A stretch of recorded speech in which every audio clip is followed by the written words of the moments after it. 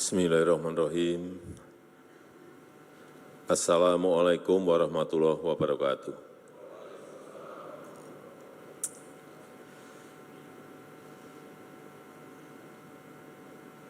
Yang saya hormati Ketua Komisi Yudisial, para Menteri, Kapolri, para Kepala Staf Angkatan, para pejabat utama Mabes Polri, seluruh Kapolda yang hadir, para penerima manfaat dari perizinan ini, Bapak Ibu, tamu undangan yang berbahagia.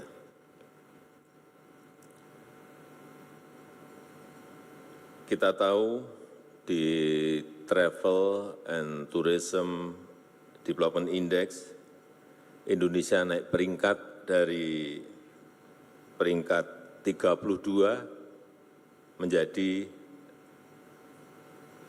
ke-22.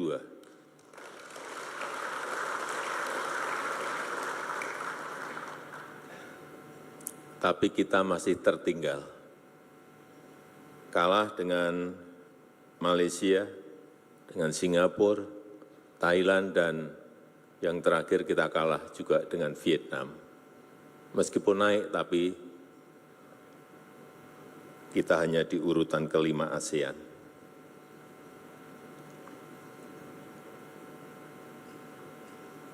Obyek-obyek pariwisata di Indonesia memang kalau dibandingkan dengan negara yang tadi saya sampaikan, sebetulnya masih sangat bagus-bagus yang ada di Indonesia.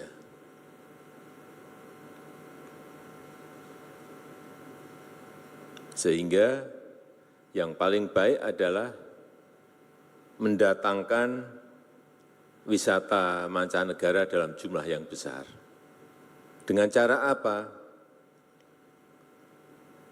Dengan cara menyelenggarakan event-event internasional. Baik itu yang namanya konser musik, baik itu summit, meeting, dan juga event-event olahraga. Kita tahu yang baru saja diselenggarakan Taylor Swift di Singapura di bulan Maret yang lalu, diselenggarakan 6 hari di Singapura. Dan Singapura adalah satu-satunya negara ASEAN yang menyelenggarakan itu.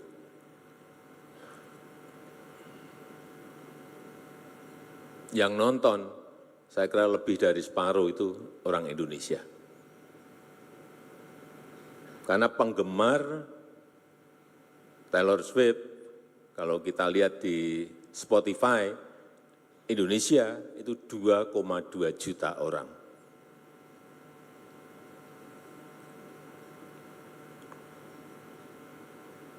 Diselenggarakan selama 3 jam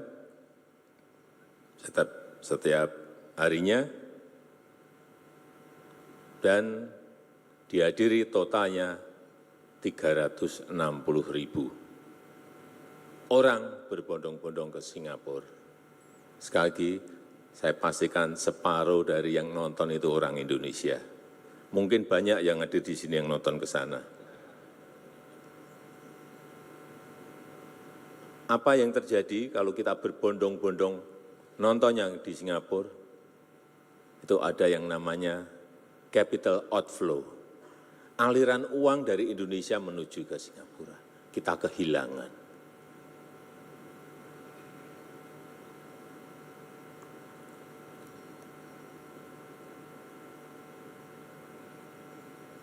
Kehilangan uang bukan hanya untuk beli tiket, tapi kehilangan uang Indonesia untuk bayar hotel, untuk makan, untuk transport, dan lain-lainnya. Kenapa sih selalu yang menyelenggarakan dari Singapura? Ya karena kecepatan melayani dalam mendatangkan artis-artis tadi.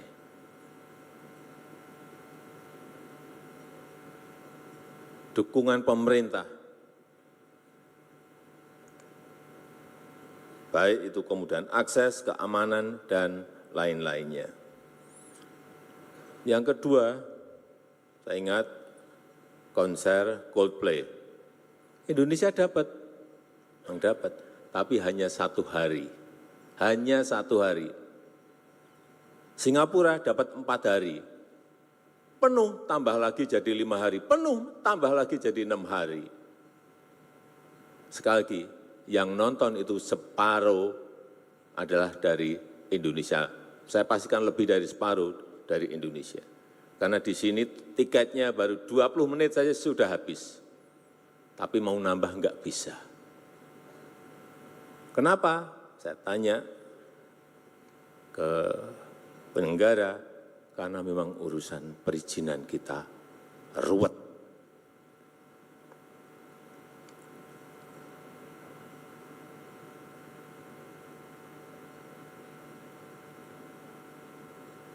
Padahal yang saya dengar, kualitas suara sound system waktu Coldplay itu di GBK dengan yang di sana itu bagus yang di sini. Ini yang harus kita tepuk tangani. Tapi hanya dapat sehari. Inilah yang harus kita selesaikan. Yang ketiga, Piala Dunia tahun 22 di Qatar. Itu bisa membangkitkan pertumbuhan ekonomi di Qatar dari yang tahun sebelumnya hanya 1,5%, melompat menjadi 4,3% pada saat penyelenggaraan. Dan Qatar berani mengeluarkan uang untuk event itu 220 billion US dollar. Itu kalau dirupiahkan 3.600 triliun. Di atas APBN kita setahun. Kenapa dia berani mengeluarkan itu, uang sebanyak itu? Ya karena pasti return-nya lebih besar dari ini, keuntungannya pasti lebih besar dari ini. Dan saat pembukaan, jumlah yang nonton 60.000 yang datang ke sana, tapi yang nonton lewat TV lebih dari 3 juta. Itu sudah keuntungan promosi sebuah negara. Sekarang kita masuk ke Indonesia. Kita punya event-event yang besar, meeting misalnya, yang baru saja World Water Forum itu dikunjungi oleh peserta itu lebih dari 50.000. Kemudian waktu sebelumnya juga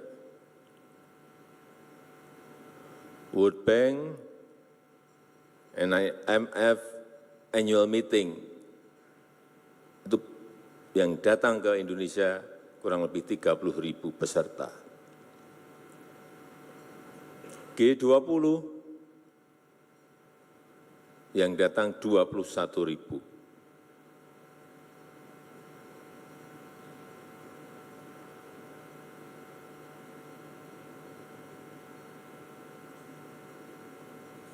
Dan setiap peserta itu spendingnya, belanjanya kurang lebih 30 juta per orang. Tinggal kalikan saja. Total menjadi berapa ratus miliar atau berapa triliun. Inilah event, meeting. Sehingga sekarang ini banyak orang rebutan mengadakan event-event dunia.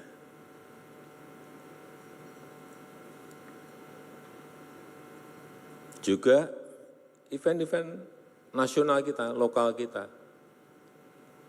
Satu nonton, sering sekali nonton.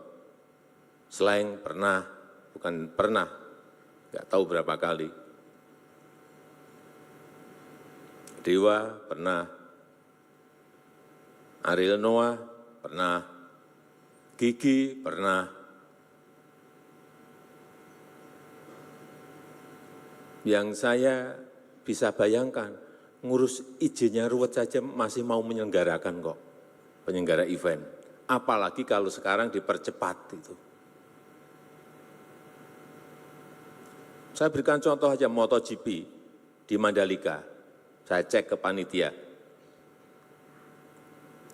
Ini efeknya luar biasa.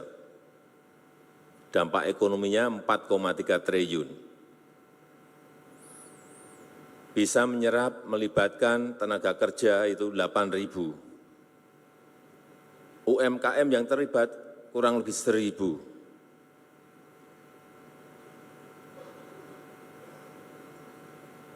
Tapi begitu saya tanya, bagaimana perizinan, lemes saya. Ternyata ada 13 izin yang harus diurus. Tapi namanya bukan perizinan, namanya surat rekomendasi. Sebetulnya sama saja, perizinan itu hanya diganti nama aja, dialuskan menjadi surat rekomendasi. Ada yang namanya surat pemberitahuan, tapi namanya itu izin.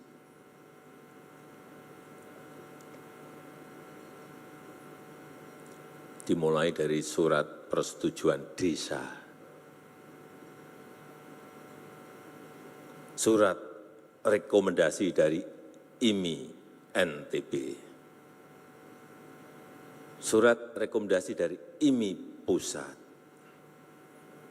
surat rekomendasi dari Polsek, surat rekomendasi dari Polres ke atas lagi, surat rekomendasi dari Polda NTB, dan surat rekomendasi dari Mabes Polri. Kemudian ada surat dukungan dari RSUD di NTB, surat dukungan dari Dinas Kebakaran. Harus punya ini, kalau enggak izin-izin tadi enggak keluar. Surat pemberitahuan ke Bea Cukai karena mendatangkan barang-barang dari luar. Surat pemberitahuan ke KEK NTB, surat pemberitahuan ke INSW, ini urusan Bea Cukai. Kalau saya jadi penyelenggara event itu, lemes dulu sebelum bertanding eventnya. Mungkin masih ada tambahan lagi ini, izin yang sudah saya sebut lagi mungkin ada tambahan lagi. Atau mungkin duit saya sudah habis dulu sebelum eventnya terjadi.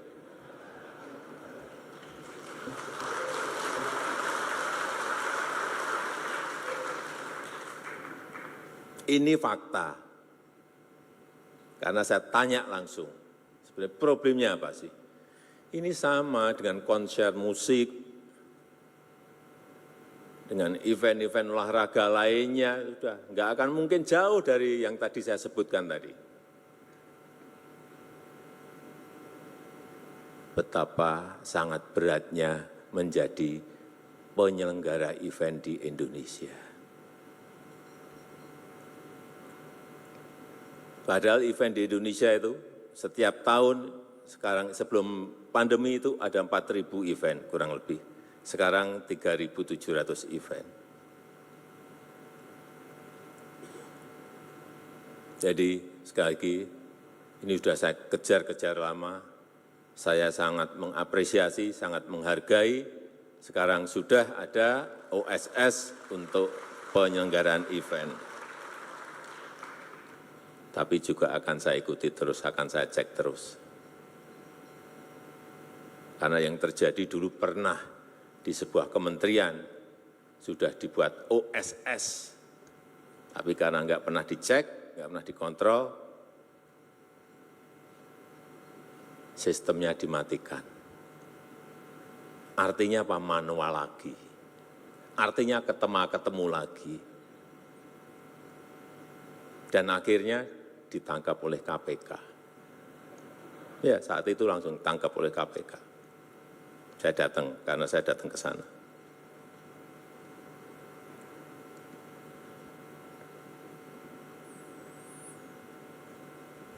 Bapak Ibu sekalian yang saya hormati, masalah utama penyelenggaraan event di negara kita itu adalah kepastian izin yang tidak diberikan jauh hari. Jadi saya minta juga kepada penyelenggara event itu mengajukannya jauh-jauh bulan sebelumnya, 6 bulan sebelumnya, setahun sebelumnya, mengajukan izin dulu. Artinya itu ada perencanaan yang baik, manajemen perencanaan yang baik, kapan event itu diselenggarakan. Pemerintah, jajaran pemerintah juga tadi sampaikan oleh Pak Kapolri, totalnya bisa disampaikan hanya dalam waktu 14 hari dari beberapa perizinan tadi. Sehingga penyelenggara bisa mempromosikan eventnya, bisa menjual tiketnya dengan baik. Kalau harinya kurang, sehari kurang, bisa ditambah lagi, waktunya masih memungkinkan untuk melakukan itu. Karena juga yang saya dengar, sering mengajukan izin hanya seminggu sebelumnya. Dadaan seperti itu. Ya sulit. Kalau sudah didadak seperti itu. Jadi kita semuanya memang harus bekerja dengan perencanaan yang baik. Jadi kalau di internasional, artis pun kan juga jadwalnya padat, jadi memiliki planning yang jauh-jauh hari. Di kita juga sama, artis juga jadwalnya padat, harusnya penyelenggaraannya juga meminta izinnya juga harus jauh-jauh bulan sebelumnya, tidak dadakan.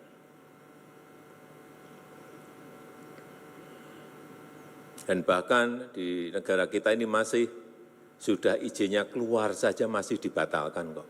Kejadian itu saya enggak sekali dua kali mendapatkan keluhan itu. Sudah keluar izin aja bisa dibatalkan. Saya enggak tahu karena apa. Alasan karena keamanan. Ya keamanan itu sebenarnya tugasnya aparat kepolisian untuk menyelesaikan agar menjadi dari yang tidak aman menjadi aman.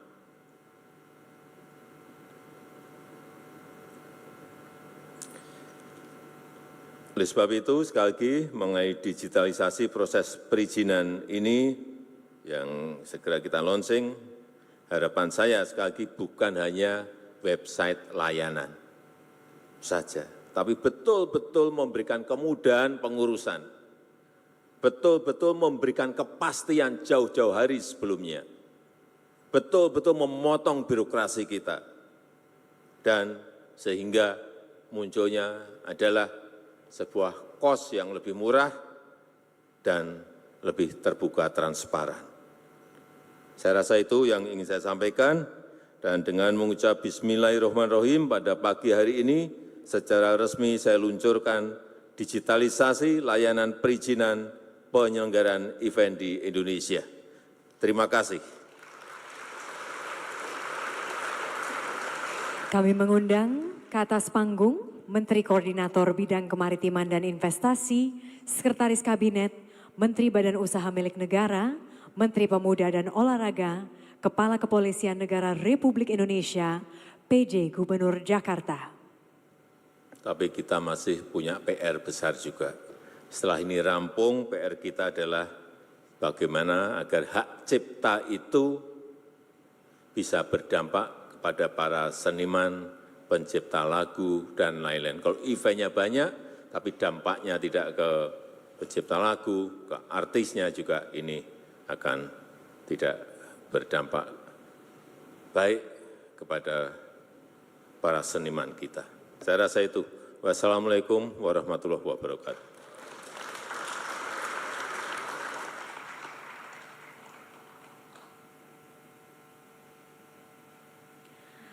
Mohon izin, kita hitung mundur. 3, 2, 1.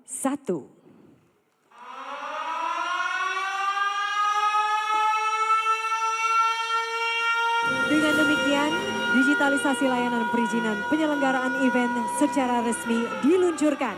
Mari kita berikan tepuk tangan yang sangat meriah.